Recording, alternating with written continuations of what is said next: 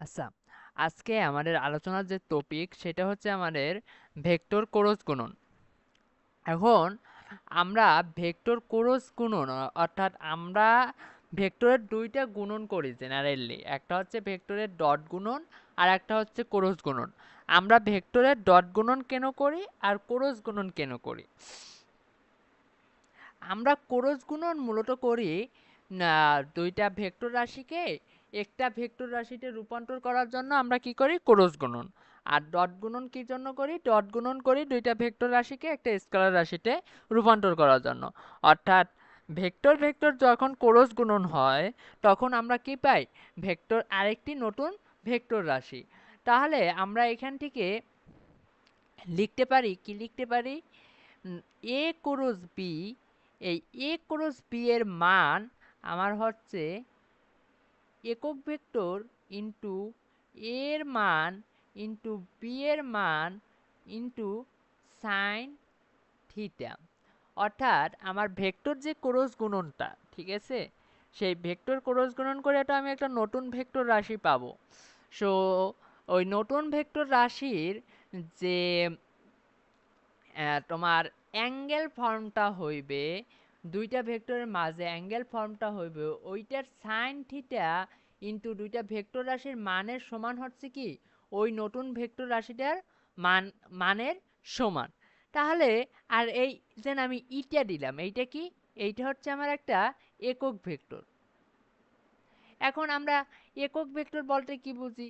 একক ভেক্টর বলতে বুঝি যে আমার একটা ভেক্টর রাশি, ওই ভেক্টর রাশির তোমার আম, মান 1, তাকে আমরা কি বলি, একক ভেক্টর বা ইউনিট ভেক্টর। তাহলে আমার তো এইটার সাথে 1 গুণাকারে আছে, এই ইটা দ্বারা বোঝানো হইতেছে আমার 1 গুণাকারে আছে, যার ফলে আমি শুধু কি ইউজ করতে এসেছি, ইটা এখানে। ঠিক আছে, তাহলে আমরা একটা গাণিতিক উদাহরণের মাধ্যমে আমরা এটা ক্লিয়ার করতে আছি আমরা কিভাবে ভেক্টর। আচ্ছা, আমরা একটা ভেক্টর রাশি কিভাবে নির্ণয় করব? আমরা একটা ভেক্টর রাশি নির্ণয় করব নির্ণায়ক পদ্ধতিতে। কোন পদ্ধতিতে? নির্ণায়ক পদ্ধতিতে। এখন আমাকে একটা ভেক্টর রাশি দেওয়া আছে, দুইটা ভেক্টর রাশি দেওয়া আছে, a equal to 3i plus 2j minus 4k, এবং আর একটা ভেক্টর রাশি দেওয়া আছে b সমান সমান 5i plus plus 1j minus 3k। এখন এইখান থেকে কোশ্চেন, আমার কোশ্চেনটা হচ্ছে ফার্স্টে জন্য এদের ক্রস প্রোডাক্ট বের করব, তারপর আমি যে এই স্টেটমেন্টটা দিছি, ঠিক আছে, আমার যে এই স্টেটমেন্টটা ছিল, আমার এই স্টেটমেন্টটা আমি জাস্টিফাই করবো যেন আসলে আমার এই স্টেটমেন্টটা সঠিক কিনা। তো আমার যখন ক্রস প্রোডাক্ট করতে হবে তখন আমি বলছি এটাকে আমার কোন পদ্ধতিতে করতে হবে, নির্ণায়ক পদ্ধতিতে। তাহলে এ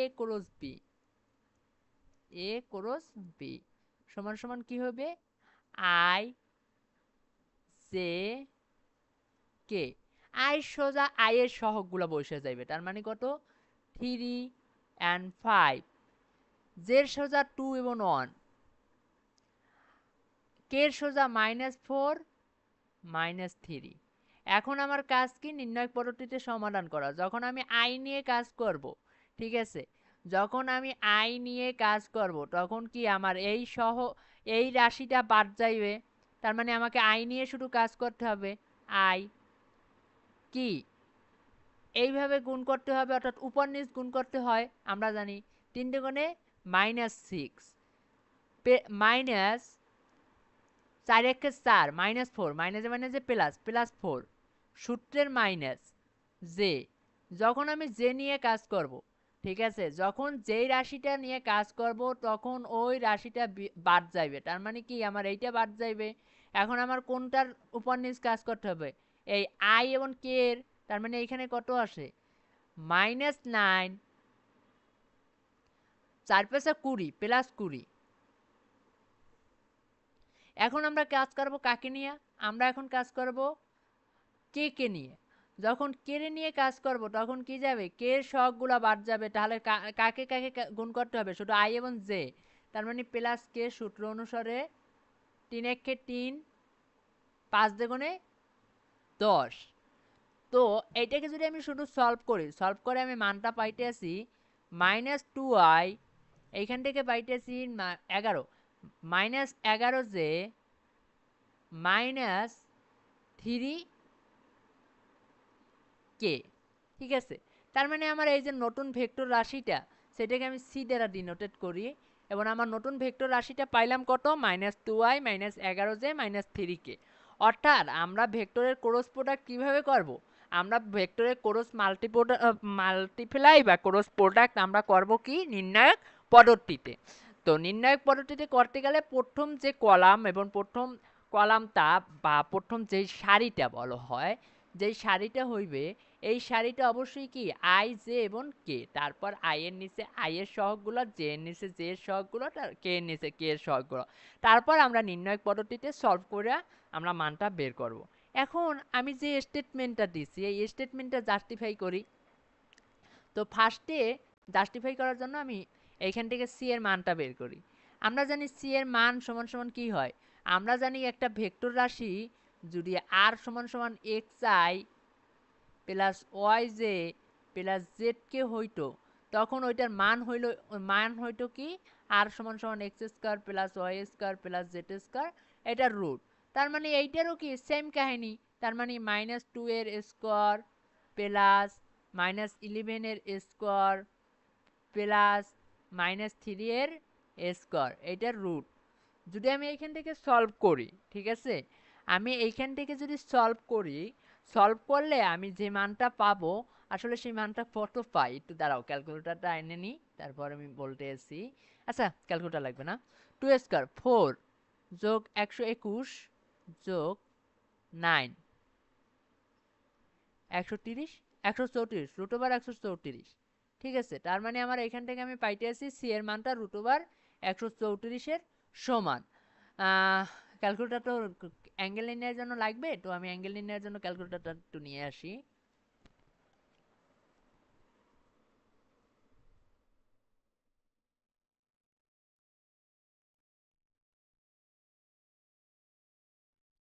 এখন আমরা কোনো একটা দুইটা ভেক্টর রাশির অ্যাঙ্গেল কিভাবে বের করি, অ্যাঙ্গেল বের করা শিখছি কালকে, মানে কালকে বলতে গত লেকচারে যোন ডট প্রোডাক্টের সাহায্যে, তাই না? তো ডট প্রোডাক্টের ছিল কি, আমার এখন ফার্স্টে ডট প্রোডাক্টটা বের করতে হবে, A dot B,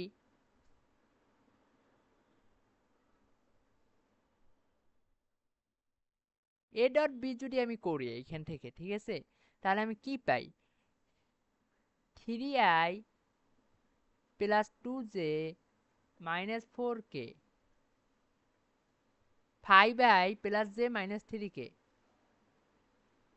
5i plus j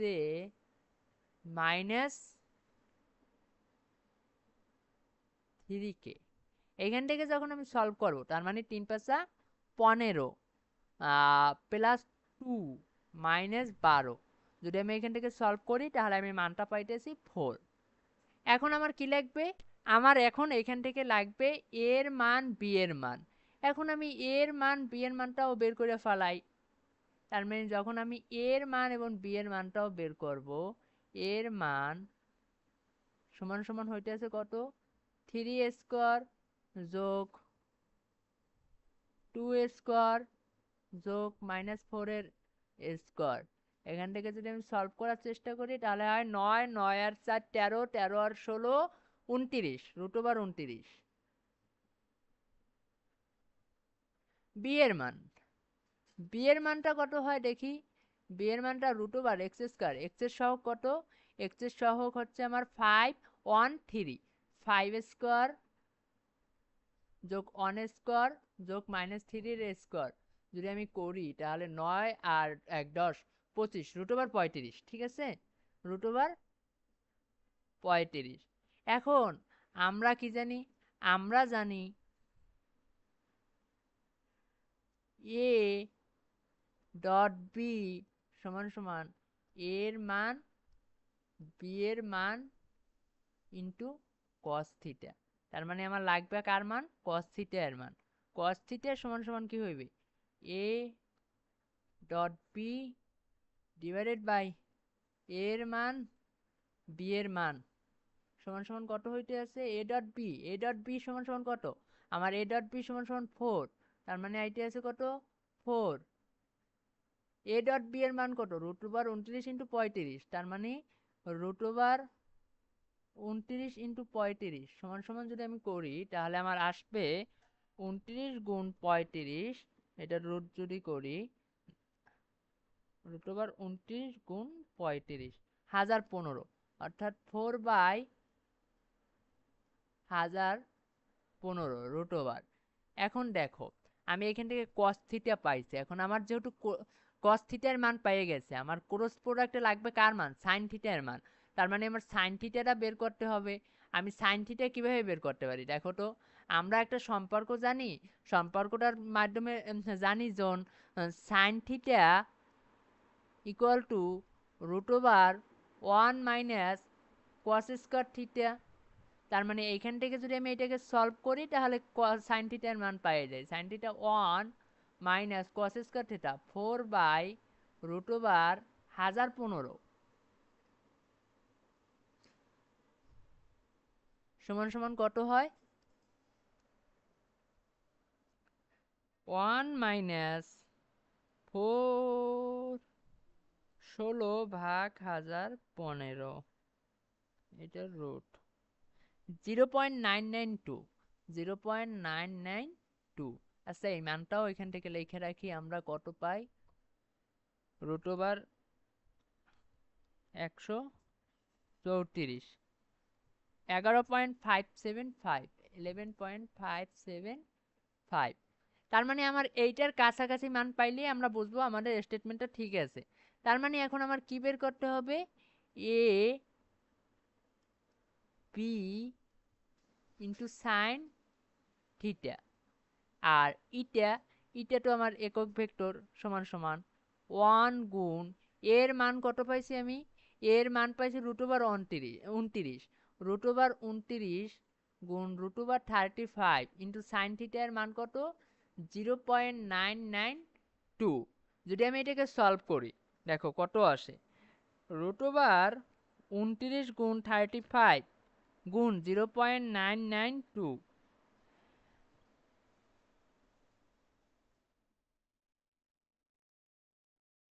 আমার মান চলে আসতে আছে 31 পয়েন্ট সামথিং। একে আমি ভুল করছি কোনো কিছু দেখি,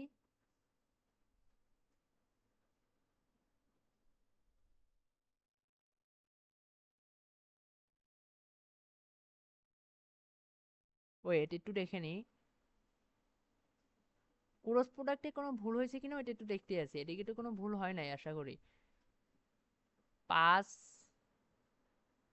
স্কোয়ার যোগ 1 যোগ 3 স্কোয়ার 35, ঠিক আছে, 3 স্কোয়ার যোগ 2 স্কোয়ার যোগ 4 স্কোয়ার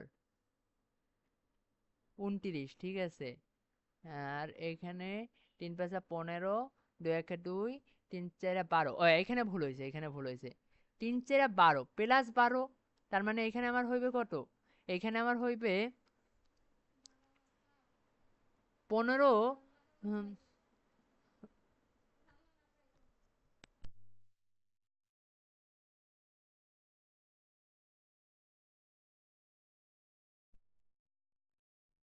15 যোগ 2 যোগ 12 কত আমার 29, এখানে 29 হইবে, ঠিক আছে, এখানে 29, তার মানে আমার এইখানে ভুল হয়েছে, আমার টোটালি ভুল হয়েছে কোন জায়গায়, আমার টোটালি ভুল হয়েছে এই জায়গায়।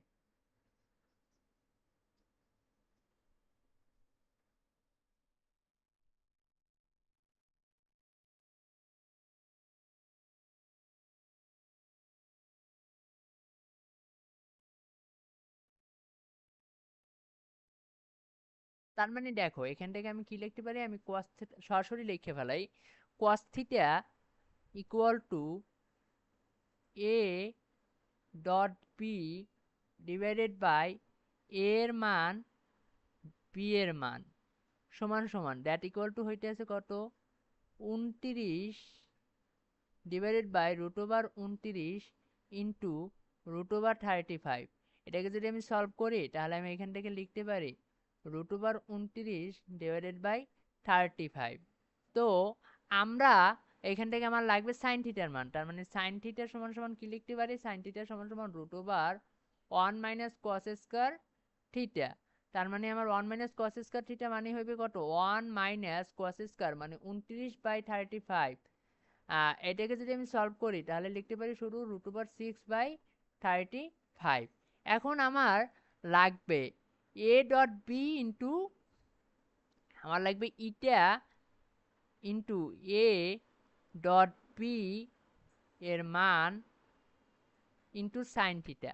ঠিক আছে, তার মানে ইটার মান তো 1, এর মান √29, বি এর মান √35 ইন্টু √6/35, √35 কাটা, তার মানে 29 × 6 = 174।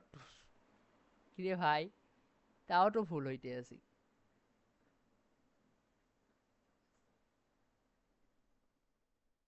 আচ্ছা, এইটা আমি এটা দেখি ঠিক আছে কিনা, ক্রস প্রোডাক্টটা একটু চেক দিই।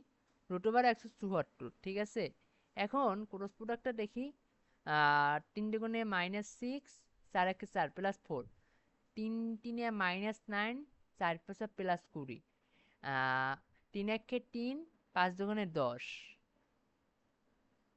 5 × 10, এইখানে তো হবে 7, ঠিক আছে, এখানে ভুল হয়েছে, এখানে হবে 7 কে, তার মানে এখানে 7 এর স্কোয়ার, তার মানে এখানে হবে 49, 49 4 বাড়বে 40, হ্যাঁ √74, 174, ঠিক আছে, ঠিক আছে, ঠিক আছে।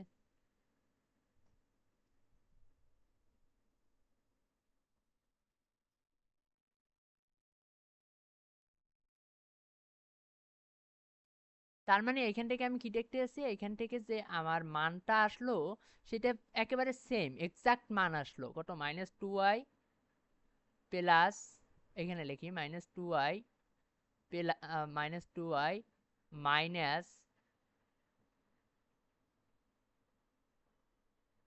-2i -11j -7k। তার মানে আমার এখানে কি লাগবে, এখানে তো আমার মান লাগবে, কি এর মান, সি এর মান। তার মানে আমি যদি এখান থেকে শুধু সি এর মানটা বের করি সেটা হবে √2 এর স্কোয়ার যোগ -11 এর স্কোয়ার যোগ -7 এর স্কোয়ার যদি করি সমান সমান √174, যা থেকে আমি দেখতেছি এই মানটা এবং এই মানটা ইকুয়াল, তার মানে কি আমার স্টেটমেন্টটা সঠিক, অর্থাৎ আমার কি বোঝানো হয়েছে, আমার একটা ভেক্টরের যদি আমি ক্রস প্রোডাক্ট করি, ওই ক্রস প্রোডাক্টের মান ভেক্টর দুইটা ভেক্টর যদি আমি ক্রস প্রোডাক্ট করি তাহলে আমি নতুন একটা ভেক্টর পাবো, ওই ভেক্টরের মানটা হবে দুইটা ভেক্টরের মান এবং এদের মধ্যবর্তী যে অ্যাঙ্গেল তার সাইন থিটার সমান। এখন আমরা আহ, আমরা কিছু জিনিস দেখি, আমরা কিছু জিনিস দেখবো বলতে কি, আমরা কিছু জিনিস দেখবো বলতে আমরা বুঝতে আছি, যখন সমজাতীয় দুইটা ভেক্টর রাশির যদি গুণ করি তাহলে আমরা কি পাবো, সমজাতীয় দুইটা ভেক্টর রাশির যদি আমি গুণ করি তাহলে আমরা এর মান শূন্য পাবো, অর্থাৎ ধরো a = i plus j plus k, এই ধরনের যদি ভেক্টর হয় তাহলে যদি আমি এ ক্রস এ, এই ধরনের না, অর্থাৎ একই ভেক্টরের যদি ক্রস প্রোডাক্ট হয় তখন আমরা তার মান শূন্য পাবো। কোন পদ্ধতিতে সেটাও আমি দেখাই দিতে আছি, আই জে কে, তার মানে কি হইতেছে, on on on on on on. এইখান থেকে আমি কি দেখতে আসি, এইখান থেকে দেখতে আসি যে আমার সারি দুইটা, সারি কি সেম, আমরা কি জানি নির্ণায়ক পদ্ধতিতে দুইটা সারি যদি সেম হয় তাহলে তার মান কত হয়, ক্রস প্রোডাক্ট শূন্য। তো এইটাকে আমি কি সরাসরি শূন্য লিখবো, না আমি শূন্য লিখতে পারবো না, এটাকে আমাকে লিখতে হবে 0i plus 0j plus 0k অথবা 0 বার, এইভাবে লিখতে হবে। কিন্তু সরাসরি যদি তুমি এইটা সমান সমান যদি শূন্য লেখো তাহলে কিন্তু বোঝানো হয় মান, আসলে ভেক্টর বোঝানোর জন্য আমরা কি জানি, ভেক্টরের উপরে একটা চিহ্ন দিতে হয়, সেটাকে হয় 0 বার দিতে হবে অথবা 0i plus 0j plus 0k এইভাবে দিতে হবে। তারপর আসো আমার এ ক্রস বি, এইটার সমান সমান কি আমি ডিরেক্টলি বি ক্রস এ লিখতে পারি, দেখি না, আমরা a ক্রস b সমান সমান ডিরেক্টলি b ক্রস a লিখতে পারি না। এর জন্য পিছনে একটা মাইনাস চিহ্ন ইউজ করতে হবে। কেন মাইনাস চিহ্ন ইউজ করতে হবে? কারণ a ক্রস b করে আমি যে রাশি পাবো, শুধু b ক্রস a করে আমি তার বিপরীত রাশি পাবো। তার মানে যদি আমি এটাকে মাইনাস দ্বারা গুণ করি তাহলে আমরা কি কি হয়ে যাবে, দুইটা সেম সেম হয়ে যাবে। তারপর আসো আমরা ভেক্টর কেন ইউজ করি। আসলে আমরা ভেক্টর ইউজ করি টর্ক, ভেক্টর ক্রস গুণন কি জন্য ইউজ করি, টর্ক নির্ণয়ের জন্য। ঠিক আছে, ভেক্টর আমরা ইউজ করি কিসের জন্য, টর্ক নির্ণয়ের জন্য। দেন আমরা ইউজ করি চুম্বক ক্ষেত্রের জন্য, চুম্বক ক্ষেত্র। দেন আমরা ক্ষেত্রফল, কোনো ক্ষেত্রের ক্ষেত্রফল নির্ণয়ের জন্য আমরা ভেক্টর ক্রস প্রোডাক্ট ইউজ করি। আরও অনেক অনেক অনেক ক্ষেত্রে আমার ভেক্টর ক্রস প্রোডাক্ট ইউজ করি। এখন ভেক্টরের ডট প্রোডাক্ট এবং ক্রস প্রোডাক্ট কি এর মান কি অ্যাঙ্গেলের উপর নির্ভর করে? হ্যাঁ, ভেক্টরের ডট প্রোডাক্ট এবং ক্রস প্রোডাক্টের মান আমার অ্যাঙ্গেলের উপর নির্ভর করে। ধরো আমার ভেক্টরের ডট প্রোডাক্ট এবং ভেক্টরের ক্রস প্রোডাক্ট থেকে আমরা এটা একটা ভিন্ন পেজ নিই, তো ওইটাকে ভালোভাবে বুঝাইতে পারবো। এই পাশে লিখি ভেক্টরের ডট প্রোডাক্ট। ডট প্রোডাক্ট থেকে আমি কি লিখতে পারি, A B cos theta. R cross product থেকে আমি কি লিখতে পারি,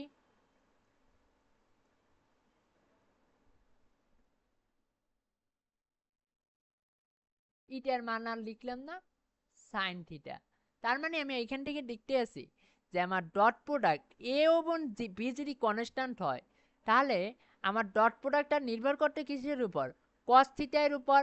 জাস্ট কস থিটার উপর কি এ এবং বিটা নির্ভর করতে আছে, এ এবং বি কি কনস্ট্যান্ট। তার মানে কস থিটার উপর ডিপেন্ডেন্ট, ডট প্রোডাক্ট কিসের উপর ডিপেন্ডেন্ট, কস থিটার উপর। এখন আমরা জানি কস থিটার মান -1 থেকে +1 পর্যন্ত হইতে পারে। এখন আমরা জানি cos 0 ডিগ্রির মান, cos 0 ডিগ্রির মান 1 এবং -1 এর মান কত, 180 ডিগ্রি। তার মানে এখান থেকে আমি কি লিখতে পারি, 0 ডিগ্রি থেকে থিটার মান 180 পর্যন্ত হইতে পারে জেনারেলি। অর্থাৎ আমার যে থিটার মানটা সেটা আমাদের যে মূল একেবারে প্রপার সলিউশন, সেটার ক্ষেত্রে থিটার মানটা সাধারণত 180 ভিতর বের করে রাখাই ভালো। এর থেকে বেশি হইতে পারে, কিন্তু আমরা জেনারেল প্রপার সমাধানের জন্য আমরা থিটার মান 180 ডিগ্রি পর্যন্ত বের করতে পারি। তো এখান থেকে আমি কি দেখতে আসি, এখান থেকে দেখতে আসি যে অ্যাঙ্গেলের মান যত বাড়তে আছে, ঠিক আছে, অ্যাঙ্গেলের মান যত বাড়তে আছে অত কস থিটা এর মানটা হ্রাস পাইতে আছে। তার মানে আমি এখান থেকে বলতে পারি যে অ্যাঙ্গেলের মান যত বাড়বে কস থিটা এর মান তত কি কমবে। তার মানে আমি এখান থেকে একটাই সিদ্ধান্ত জানাইতে পারি যে অ্যাঙ্গেলের মান যত বাড়বে কস থিটা এর মান কি তত কমবে। ঠিক আছে, এখন আসো সাইন থিটা এর ক্ষেত্রে। সাইন থিটা, সাইন থিটার মানও সেম, যে -1 থেকে +1 পর্যন্ত হইতে পারে। সেই ক্ষেত্রে সাইন, সাইনের একটা আবার আছে, ধারা আছে, যে সাইনের মানটা যেহেতু আমরা জানি সাইন 0 ডিগ্রি থেকে শুরু করে 180 ডিগ্রি পর্যন্ত পজিটিভ মান শো করে। সো সাইন থিটার মান যতই বাড়ুক বা কমুক না কেন, অর্থাৎ 180 ডিগ্রি পর্যন্ত বাড়লে সাইন থিটার মানটা কি বাড়তে থাকে। তারপর 180 ডিগ্রি এর পর থেকে, অর্থাৎ 180 ডিগ্রি এর পর থেকে 360, ঠিক আছে, 360 ডিগ্রি পর্যন্ত আবার কি সাইনের মানটা হ্রাস পাওয়া শুরু করে। ঠিক আছে, তার মানে আমরা বুঝলাম কি সাইন থিটা এর মানটা তোমার, অর্থাৎ এখান থেকে একটা স্টেটমেন্ট দেওয়া যায় যে সাইন থিটার মানটা 0 ডিগ্রি থেকে 90 ডিগ্রি হলে, ঠিক আছে, 0 ডিগ্রি থেকে 90 ডিগ্রি হলে 0 থেকে যাত্রা শুরু করে 90 পর্যন্ত গেলে আমার মান আস্তে আস্তে বৃদ্ধি পেতে থাকে।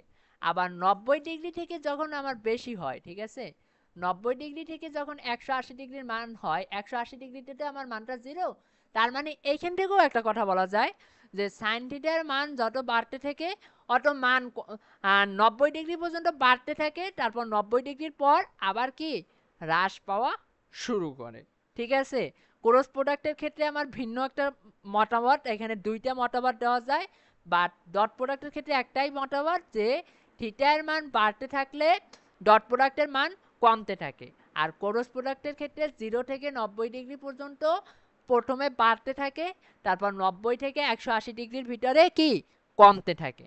ঠিক আছে, আর আমরা ক্রস প্রোডাক্ট কেন ইউজ করি? আমরা ক্রস প্রোডাক্ট ইউজ করি টর্ক নির্ণয়ের জন্য, চুম্বক ক্ষেত্র নির্ণয়ের জন্য, কোনো এরিয়ার ক্ষেত্রফল নির্ণয়ের জন্য।